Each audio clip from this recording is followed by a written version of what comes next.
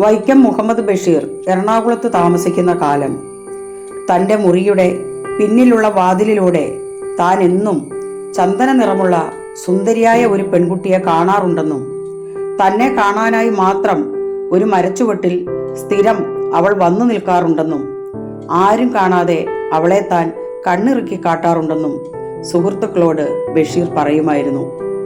ബഷീറിന്റെ വർണ്ണന കേട്ട് അവളെ കാണാൻ ആഗ്രഹം തോന്നിയ സുഹൃത്തുക്കൾ വാതിൽ വലിച്ചു തുറക്കാൻ ശ്രമിക്കുമ്പോഴൊക്കെ ബഷീർ ബലം പ്രയോഗിച്ച് അവരെ തോൽപ്പിച്ച് വാതിലും ജനലും വലിച്ചടയ്ക്കുമായിരുന്നു. ഒരു ദിവസം അവർ ബലാത്കാരമായി ആ വാതിൽ തുറന്നു. നോക്കുമ്പോൾ ചന്ദന നിറമുള്ള സുന്ദരി ഒരു മരച്ചുവട്ടിൽ നിൽക്കുന്നു. അവർ അത്ഭുതപ്പെട്ടു.